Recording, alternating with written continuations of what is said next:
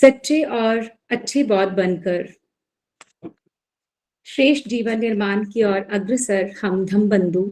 आज चर्चा करेंगे कुछ एक उन सामाजिक परंपराओं की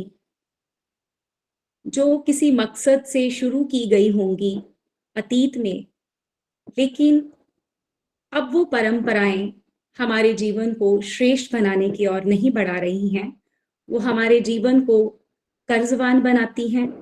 और हमारे जीवन में निरंतर गिरावट का कारण बनती हैं। तो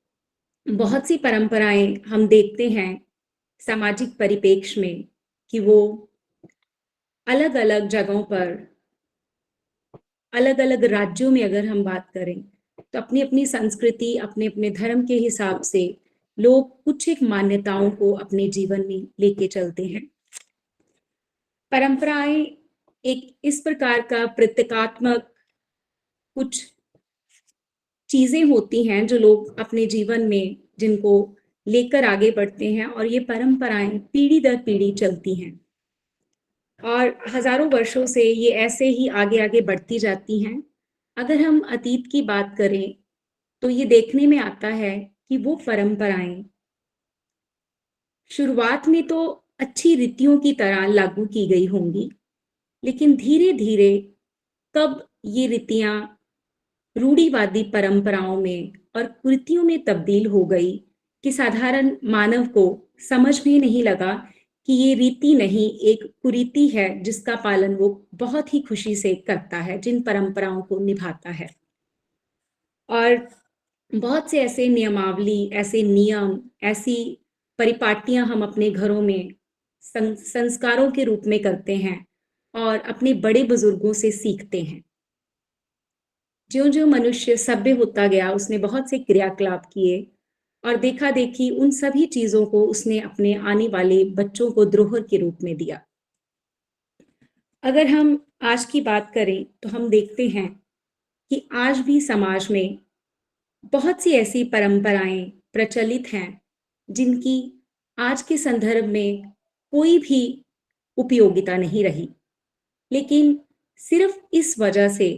कि वो हमारे बड़े बुजुर्गों के द्वारा स्थापित की गई हुई हैं, हम उन परंपराओं को बड़ी खुशी से निभाते हैं। चाहे उन परंपराओं को निभाते हुए हम कर्ज के बोझ के तले ही क्यों ना दब जाएं, पर हम हर संभव कोशिश करते हैं उन परंपराओं का निर्वाह करने की। अब जैसे कि हम सब जानते हैं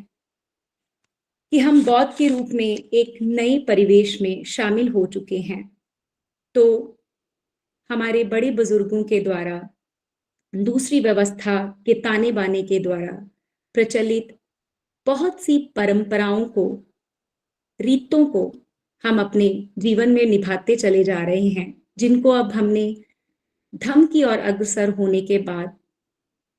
अपने आप को एक सुंदर श्रेष्ठ जीवन के तरफ चलाना शुरू कर दिया है और हमने एक बड़ा सुंदर साहस पैदा हो गया है उन परंपराओं को, उन लिबासों को उतार फेंकने का। इसके लिए हम सभी धम्म भूमि के बहुत ही आभारी रहेंगे। अब जैसे कि मैंने बात की कि बहुत सी परंपराएं हमारे समाज में चल रही हैं, उनमें से कुछ एक सामाजिक परंपराओं की आज मैं आपसे चर्चा करूंगी जिनका हमारे जीवन में बहुत ही प्रभाव है। और बच्चे के जन्म से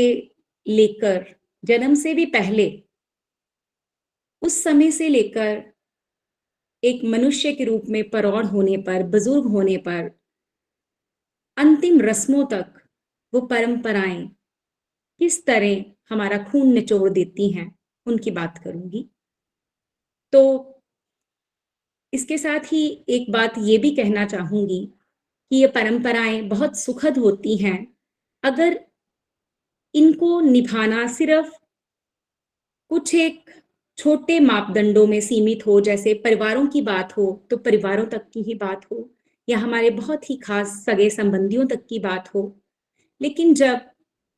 इज्जत के नाम पर हम बहुत खर्चा करना शुरू कर देते हैं तो ये परंपराएं हमें कोई खुशी नहीं देती हैं। ये परंपराएं सिर्फ हमारा गला घोटने जैसा जो हम महसूस करते हैं कि किसी को सांस नहीं आ पाती, वैसी स्थिति हो जाती है हमारी। तो जब खुशी का उत्सव हमारे घर में होता है, तो जाहिर सी बात है कि हम उस खुशी को अपनों के साथ बांटते हैं। लेकिन उन अपनों में हम इतने सारे लोगों को शामिल कर लेते हैं जो शायद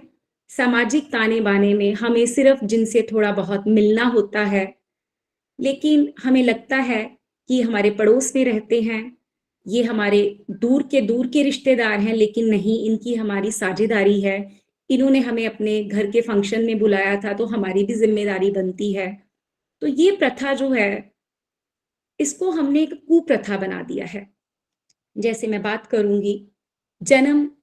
भोज की और जन्म से भी पहले की परंपरा की, तो हम देखते हैं कि बहुत से राज्यों में, जैसे मैं पंजाब की बात करूं, तो यहाँ पर ये प्रथा प्रचलित है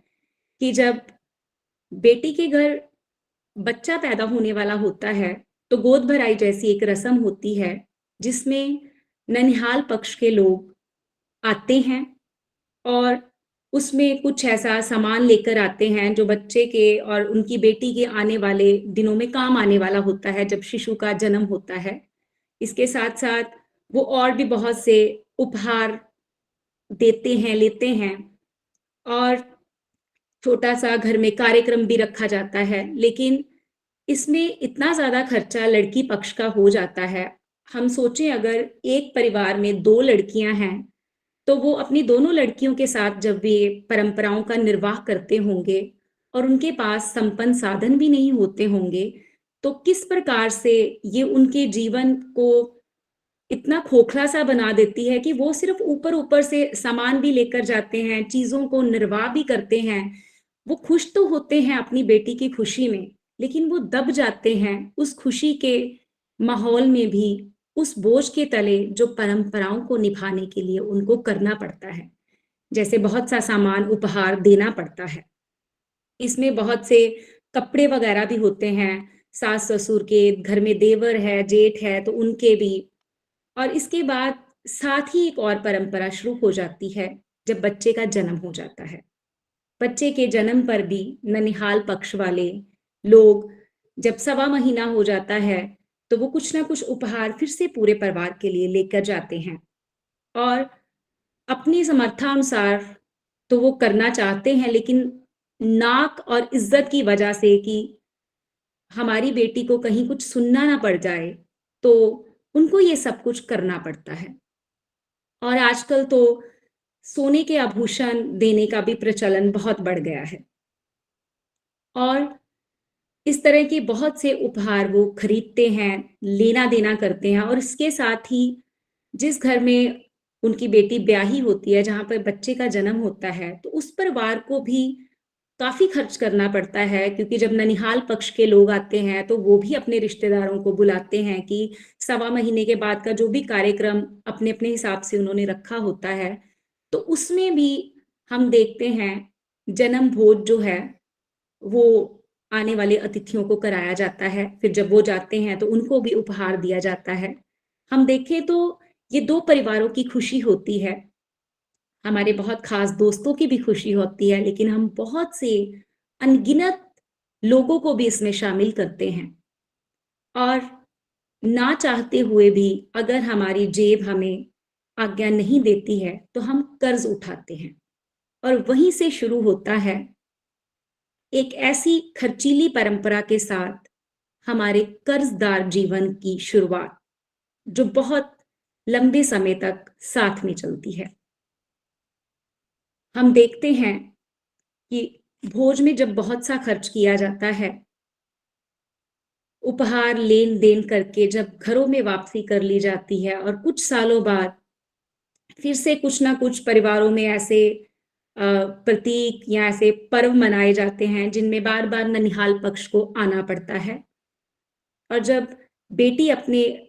मायके के घर जाती है, तो ससुराल वाले भी थोड़ा बहुत ऐसा कुछ करते हैं। ले ये भी एक खर्चा ही होता है, ये परंपरा भी खर्चों से भरी पड़ी है।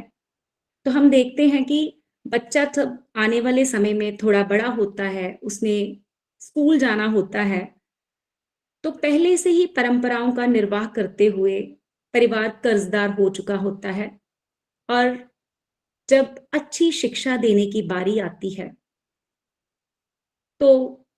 उनके आर्थिक संसाधन वो पहले ही इतने लुट चुके होते हैं कि वो अच्छी शिक्षा का प्रयोजन सोचने से पहले कोई सस्ते से संस्थान कभी-कभी देखते हैं, जिसमें बच्चे को दाखिल करवाते हैं और कभी-कभी तो वो बच्चे को शिक्षा से वंचित ही रख देते हैं,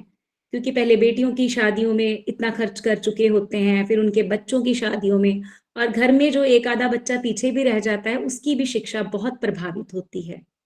तो देखिए, खुशी की परंपरा में निभाया गया जो हमारा कर्तव्य हम जिसे समझते हैं और पूरी जान से उसको पूरा करने में लगे होते हैं, वो बच्चे के बड़ा होने के साथ-साथ कर्ज़े को भी बढ़ाता चला जाता है माता-पिता के।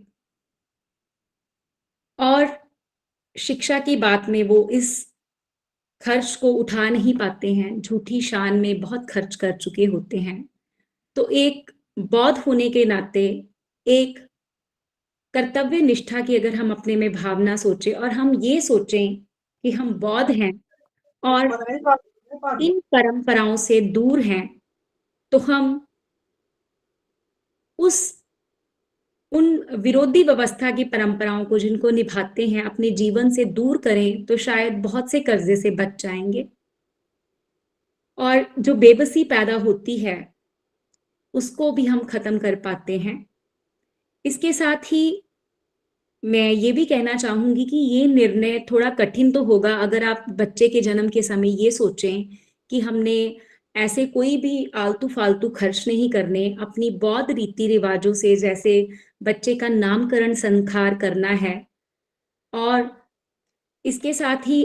हम ये सोचें कि जो हमने 2 परिवारों की जैसे खुशी है, तो घर में पायस का वितरण करें, लेकिन जैसे हम अपनी समर्था के अनुसार जो हमारे 10-20 लोग होते हैं, उनको खाना भी खिला सकते हैं, तो इससे हमारा कितना पैसा बचेगा और जो उपहार ननिहाल पक्ष के या दूसरे सगे-संबंधी, दोस्त देना चाहते हैं, उनकी जगह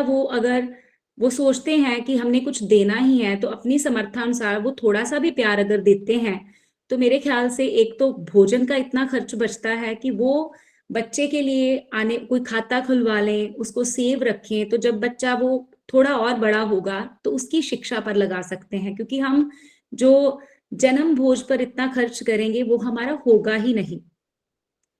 लेकिन ये निर्णय जो है, जो हमें लग रहा है कि अ, जिसको शायद हम जब निभाएँ, तो हमें काफ़ी बातें सुननी पड़ सकती हैं घर के बड़े-बुज़ुर्गों की। लेकिन रहबरों के मार्ग पर चलते हुए, जब हम उनकी सीख पर चलते हैं और अपने मनोबल को ऊपर उठाते हैं, तो देखिए, हमारे द्वारा उठाया हुआ एक साहसी कदम, एक दूसरे बंदे के लिए भी बहुत से दरवाज़े खोलता है और इसी तरह एक नई परंपरा का विस्तार होता है। तो हम अगर कोई बाद में हमें कहे बातें करने वाले बातें भी ज़रूर करेंगे कि इन्होंने देखो अपने पैसे बचा लिए, बच्चे की खुशी थी, इनके घर लड़की पैदा हुई, लड़का पैदा हुआ और उन्होंने देखो कुछ भी नहीं किया, लड्डू तक नहीं बाँटे। तो ऐसी आलोचनाओं से डरना नहीं है। हमें उस मार्ग की तरफ प्रशस्त होना है, जो बाबा साहेब का दिया धम्म है। बौद्ध रीति-रिवाज़ों को जब हम अपना लेंगे, तो इससे हम कर्ज़ मुक्त हो जाएँगे। इसके साथ जो आलोचनाओं की मैं बात कर रही हूँ, समय आने पर जब आपका बच्चा बड़ा होगा और आपके जोड़े हुए संपत्ति के द्वारा वो अच्छी शिक्षा ग्रहण करेगा और अब जब हम देखेंगे कि हमारे वही दूर के सगे-संबंधी जिनको हमने बुलाया नहीं है या हमने परंपराएँ नहीं निभाई, वो नाराज़ हो गए हैं, कहीं न कहीं वो बैठकर सोचेंगे ज़रूर कि इनके परिवार का बच्चा चाहे ये इन चीज़ों में नहीं थे, लेकिन देखिए कितनी अच्छी जगह पर पहुँचा है। और ये सब कैसे संभव होगा? हमारे दृढ़ निश्चय से,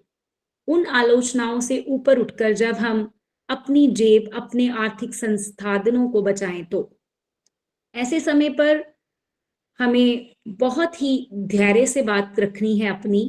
अगर कोई हमारी बात नहीं भी मानता है, तो अपनी बात को पूरे तर्क और दलील से करना है क्योंकि माता-पिता अगर जो भी फैसला लेंगे, बाकी परिवारजनों को मानना ही पड़ता है, क्योंकि जो परंपराओं का निर्वाह, वो भोजन वगैरह की व्यवस्था करनी होती है, हम देखते हैं कि वो तो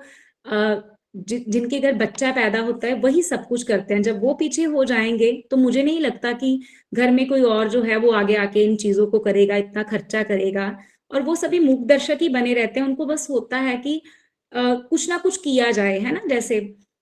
तो इसके साथ ही जब हम बौद्ध परंपराओं के अनुसार नाम संखार करेंगे, बाकी चीज़ों को करेंगे, तो इससे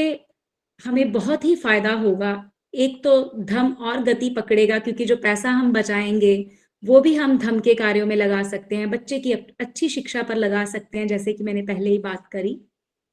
और एक नई शुरुआत करेंगे हम, बच्चे के भविष्य को उज्जवल बनाने की।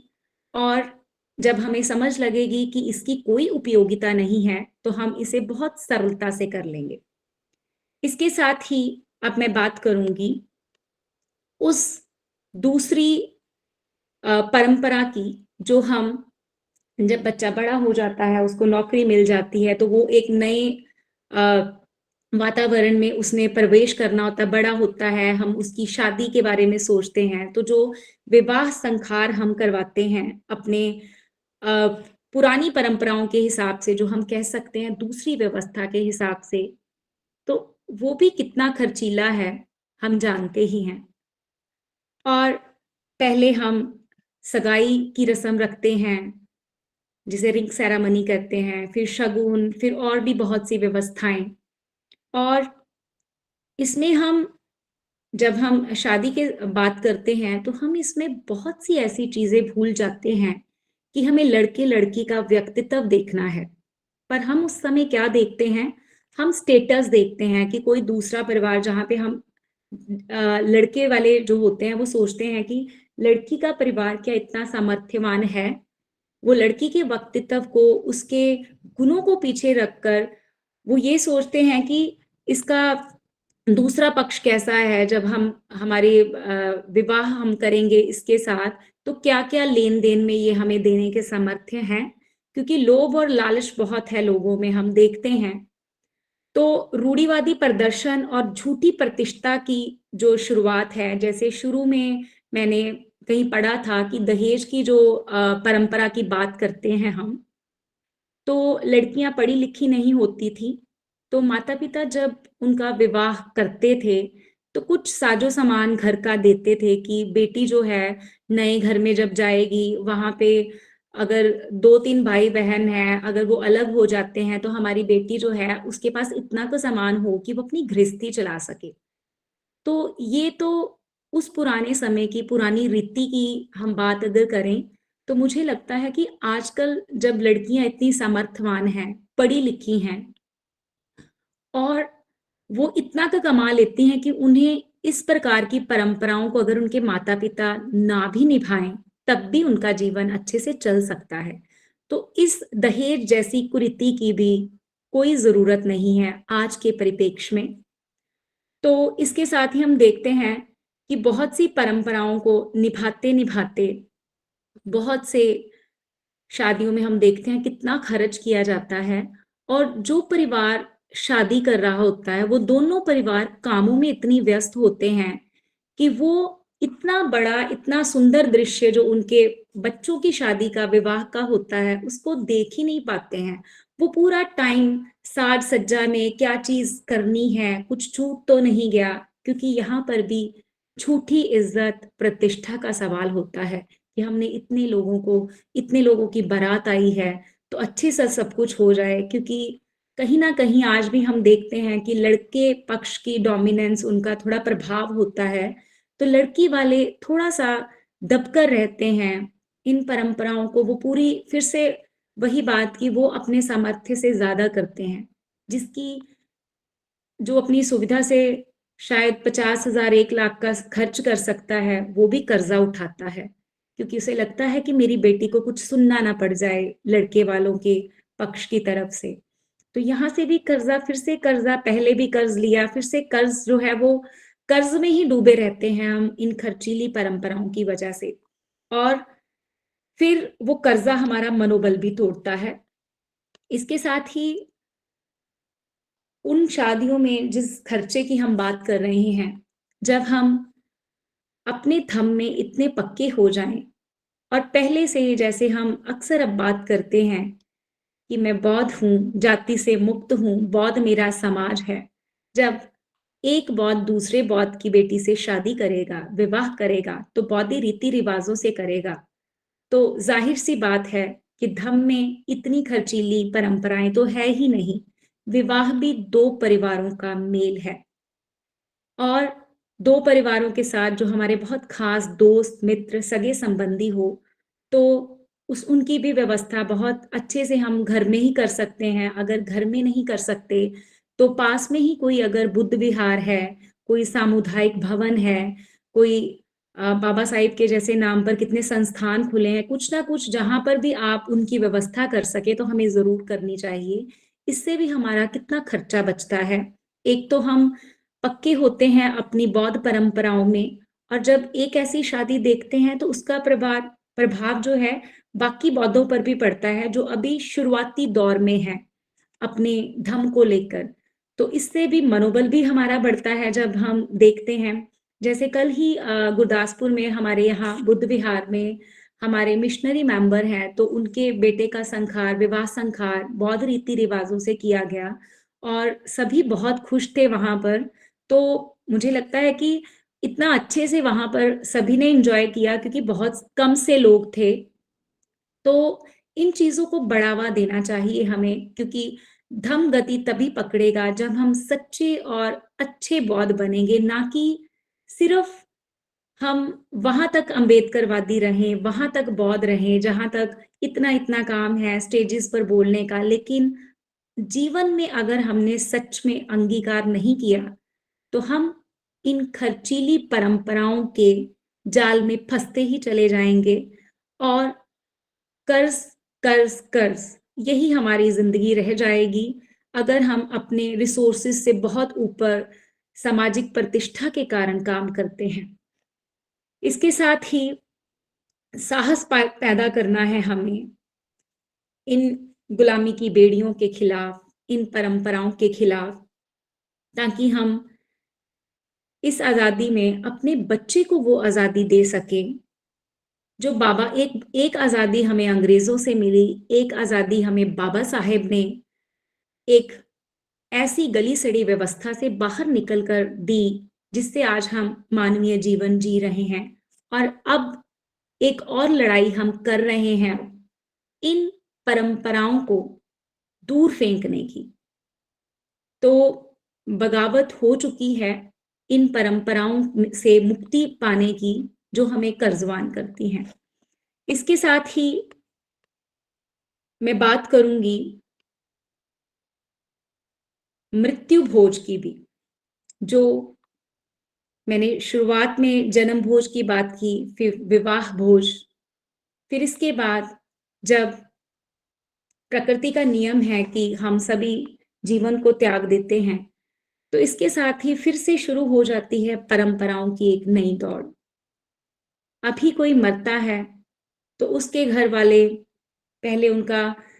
वो इस चीज़ में ही स्टेबल नहीं होते, जिस घर में कोई जवान मौत भी हो जाती है, चाहे कोई बूढ़ा-बुज़ुर्ग भी गया होता है और साथ में ही ऐसे हमारे रिश्तेदार और लोग होते हैं जिन्हें लगता है कि अब समय आ गया है, जितना ज्ञान मेरे पास है, मैं इनके घर मृत्यु जो हुई है, उन परंपराओं में लगाने का कोई कुछ कहता है, कोई कुछ कहता है। ये जो हमारा जिस जिस घर में मृत्यु हो गई होती है, वो जब स्टेबल भी नहीं हुए होते, तो उनको साथ ही में ये लाइए, वो कीजिए, दूसरी व्यवस्था वाले जो हम काम, जो आडंबर हम करते हैं, उनमें कितना खर्चा है हमारा। और संस्कार में ही इतना खर्चा कर देते हैं, वो लोग करवा देते हैं कि हम देखते हैं कि बहुत सी जगहों पर ऐसा ही होता होगा कि बहुत सी जैसे लड़की है, तो उसके घरवाले भी बहुत सी चीज़ें लेकर आते हैं जो अ,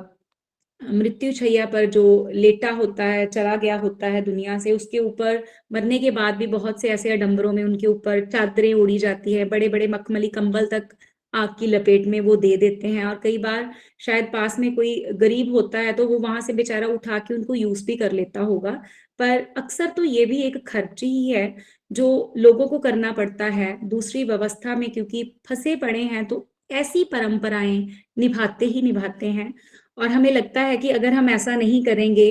तो इससे शायद आत्मा रुष्ट हो जाएगी, जो चला गया है दुनिया से वो दूसरी जगह पहुंच गया है, तो उसको उसको बड़ी इसमें कठिनाई होगी। तो ऐसी परंपराएं फिर से वो करते हैं, इज्जत की वजह से, इज्जत को बचाने की वजह से। और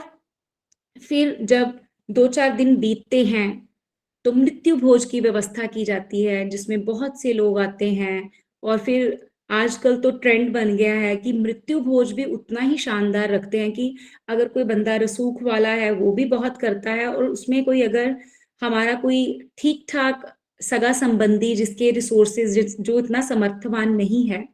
जब वो उस मृत्यु भोज में आता है, तो वो सोचने लग जाता है कि जैसे ही कभी उनके घर में कुछ ऐसा होता है तो उसको लगता है कि अब मेरी भी नाक का सवाल है, मेरे घर का कोई बड़ा बुजुर्ग गया है या कुछ भी, तो इतना काम तो करना ही पड़ेगा, क्योंकि देखा-देखी उन परंपराओं का निर्वाह करना हम अपना उत्तरदायित्व समझने लग जाते हैं। इस प्रकार जो हम जीवन जीते हैं, जो फिर से कर्ज कर्ज कर्ज की जो बात की, फिर से मृत्यु भोज के लिए 10 दिन तक उनके घर में आना जाना रहता है। फिर मृत्यु भोज के बाद भी उनकी एक नई उलझने जो शुरू हो जाती हैं, उनमें कोई भी साथ नहीं देता, क्योंकि एक जो अध्याय उनके घर में, एक जो जीवन खत्म हो गया है, उसके बाद उस घर की विधवा के लिए भी बहुत सी कठिनाइयां हो जाती हैं। लेकिन व्यवस्थाओं में जकड़े लोग क्या करते हैं, वो ये नहीं देखते हैं कि ये कैसे सब कुछ, इसका प्रबंध कैसे करेगा, पर वो इस प्रबंध में पूरी भागीदारी दिखाते हैं कि अब ये करना है, 10 दिन हो गए हैं, चौथा हो गया है। और फिर वो जो अस्थियां जिनको हम बोलते फूल बोल देते हैं, जब जला दिया जाता है, अ, तो उसके बाद उसको भी लेकर जाते हैं गंगा में, उसको बहाना होता है। तो मुझे याद है कि मैंने कहीं ये सुना भी था कि जब वो गंगा में लेकर जाते हैं, जिनको हम फूल कहते हैं, जिसमें वो रखे जाते हैं मटके में, तो जिस गाड़ी में वो जा रहे होते हैं, वहां पर वो उस बंदे के नाम की, कि ये उसके फूल है, उसके नाम की सीट भी रखते हैं। तो देखिए हम बिना तर्क से किस प्रकार ये मूर्खता भरे आडंबर करते हैं और अपना खर्चा बढ़ाते हैं। और अगर हम बात करें कि हम एक बौद्ध हैं, हम इन चीजों को नहीं करेंगे तो हम मृत्यु संखार भी जो हैं वो किसी उपासक उपासिका भी, कोई जिसको आते हैं वो भी कर सकता है, या किसी आप भिक्खु को बुला सकते हैं और वो सारे संखार करते हैं, और इसमें कोई खर्चा भी नहीं है। और हम देखते हैं कि जब ऐसा 10 दिन बीतते हैं, या जैसे जो बात की कि फूल लेके जाते हैं जिसको बोलते हैं, जब हम इस परंपरा को, इन परंपराओं को खत्म करेंगे तो अपने रीति रिवाज, जो परंपराएं हम सोचते हैं एक बौद्ध होने के नाते, तो हमारी बौद्धों की एक परंपरा है कि हम जो फूल जिसको बोलते हैं, अस्थियां जो होती हैं, उनको कहीं बहाना नहीं है। हमारी बौद्धों की परंपरा में हम उनको अपने घर में या घर के पास जो भी हमारी कच्ची जमीन हो उसमें दबा देते हैं, और उस पे कोई पेड़ लगाएं, फलदार पेड़। और जब वो बड़ा होगा तो हम महसूस कर सकते हैं, जो हमारा घर का, हमारा अपना गया होता है, हम महसूस करते हैं उसकी छांव में बैठकर कि ये हमारा अपना वही है। और अब पीछे योगेश धामीक जी के पिताजी जब इस संसार से विदा हुए,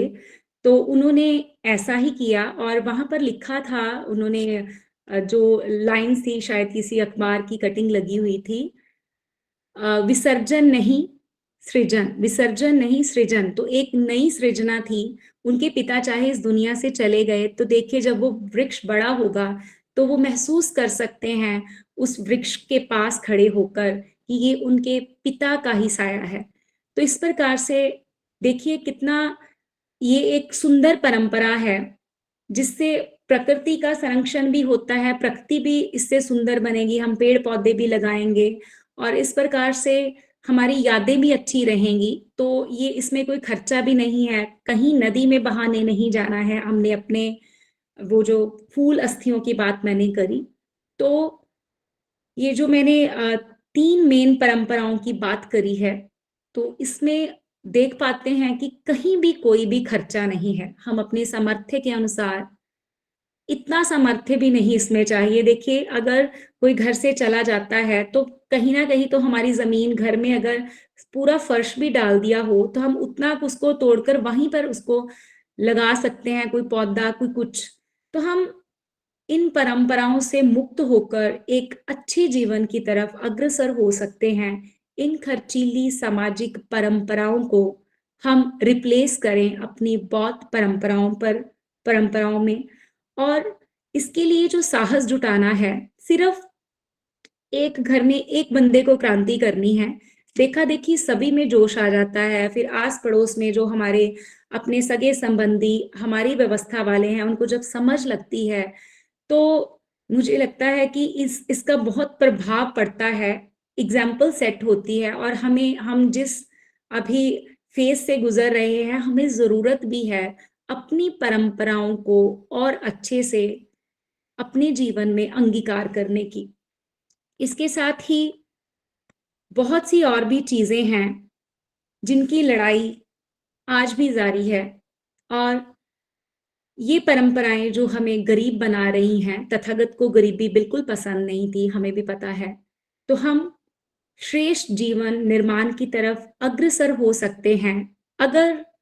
इन कुरीतियों को अपने जीवन से बिल्कुल दूर कर दें, साहस रखकर।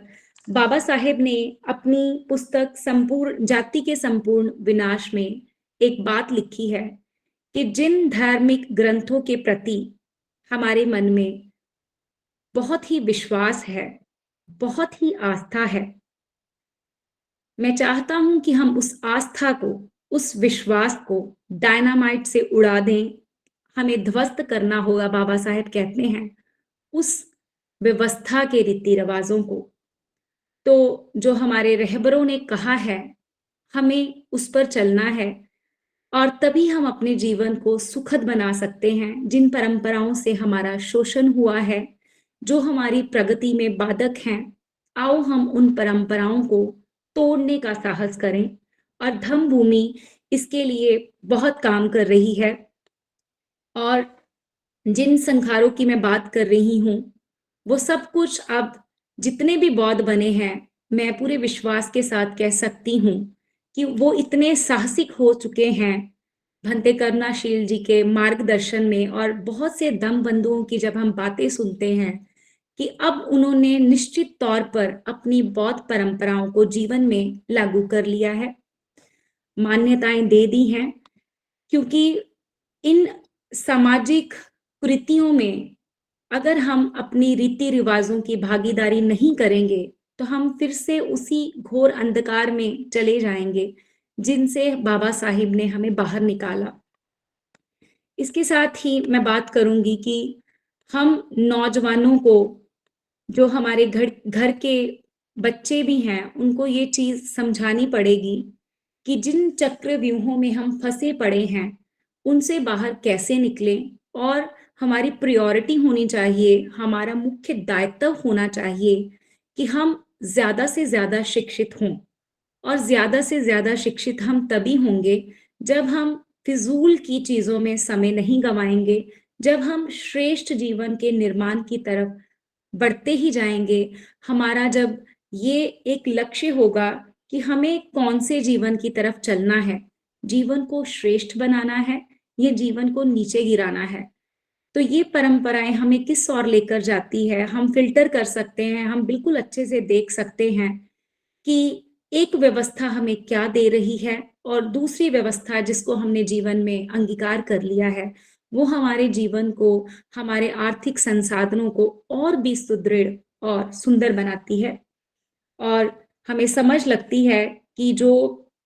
दूसरी व्यवस्थाओं का, जो शोषण की व्यवस्था है, हमें गुलाम बनाने की व्यवस्था है, उससे हम छुटकारा पाएंगे सिर्फ अपनी बौद्ध रीति रिवाजों को जीवन में लागू करके,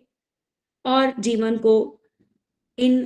कुरीतियों से दूर करके। समाधान सिर्फ यही है जो बाबा साहेब ने बताया, परंपराओं को बदलकर हम बदलाव कर सकते हैं, लेकिन सिर्फ हम ये सोचें कि ये व्यवस्था बदलने से सब होगा, इसके साथ हमें अपनी सोच दूसरों को भी बदलने के लिए प्रोत्साहन देना होगा। अगर हम बदले हैं, तो हमें ये बात दूसरों तक भी पहुंचानी होगी। अपना बदलाव तो किया है, इसके साथ ये कभी नहीं भूलना है कि जो पे बैक टू सोसाइटी की बात बाबा साहेब करते थे, हम करते हैं, वो आगे पीढ़ी दर पीढ़ी हमें पहुंचानी है। और समाधान यही है, तथागत बुद्ध ने जो जन्म और मृत्यु, प्रकृति का जो नियम है, जिन सभी चीजों की वो बातें करते हैं, लेकिन हम कहीं ना कहीं परंपराओं में भूल जाते हैं। वही आत्मा वशीकरण, ये सारी चीजें, मृत्यु भोज, इन चीजों को घरों से निकाल बाहर करना होगा। तभी हम सार्थकता से जो बातें कहते हैं जब लागू करेंगे, तो निश्चित तौर पर जो धम्म भूमि के द्वारा इतने सारे प्रयास किए जा रहे हैं, समाज को नई आकृति देने के, अनूठा प्रयास करने के, इस पहल में हम सभी शामिल होकर जीवन के आंदोलन में एक महत्वपूर्ण भूमिका निभा सकते हैं। और मुझे लगता है कि महिलाओं की जिम्मेदारी इसमें ज्यादा है, क्योंकि वही परंपराओं को आगे बढ़ चढ़ कर इसमें भागीदारी दिखाती हैं। हमें कोई नहीं कहने आता है कि ये करो वो करो, सिर्फ हम सुनकर अपनी सम्मान और प्रतिष्ठा के लिए ये सब कुछ करते हैं। तो जैसे मैंने बात करी है, साहसी बनना होगा, रूढ़ियों को तोड़ना होगा, गुलामी की जंजीरों को फेंकना होगा, तभी हम सच्चे और अच्छे बौद्ध बन सकते हैं। परंपरा के नाम पर, कभी समाज में इज्जत के नाम पर जो हम मृत्यु भोज में शामिल होते हैं, इन परंपराओं को छोड़कर हमें मृत्यु भोज में जो हम दावत खाने भी जाते हैं, उनको खत्म करें। तभी समाज थोड़ा एक दिशा में चलेगा। अगर कुछ मुट्ठी भर संकल्पवान लोग भी होंगे, जैसे भंते अक्सर बात करते हैं, तब भी निश्चित ही समाज परिवर्तित होता ही होता है और हो भी रहा है। सो इसी बात के साथ मैं अपनी वाणी को विराम दूंगी, और ये आप सभी से मैं अनुरोध भी करूंगी कि हम जब जब, जैसे जैसे, जहां जहां बैठकर हमसे जितना काम हो सके, धम्म भूमि के आंदोलन में हम अपनी शामूलियत करें। हम अपने जैसी बहुत सी बहनों को एक नया मार्ग दे सकते हैं, समय समय पर उनकी बात करके। अगर किसी को लगता है कि मेरे पास इतना समय नहीं है, तो आप सप्ताह में 3 दिन रख लीजिए, चाहे किसी ना किसी को फोन कीजिए, गूगल मीट में जुड़ने के लिए बोलिए। और जो हमारे चैनल्स हैं जैसे BRC का, उनको बोलिए कि उनको भी वो सब्सक्राइब करें, ताकि अगर उनके पास समय नहीं होता है, तो वो काम करते करते भी कभी भी वो इतनी अच्छी जो देशनाएं हैं, जो वक्तव्य होते हैं, उनको सुन सकती हैं, और सुनने से भी उनमें साहस पैदा होता है। तो निश्चित ही ये हमारे जीवन को, जो श्रेष्ठ जीवन निर्माण की हम बात करते हैं, हम उसमें सफल होंगे। इसके साथ ही मैं अपनी वाणी को विराम देती हूँ। नमो बुद्धाय। जय भीम।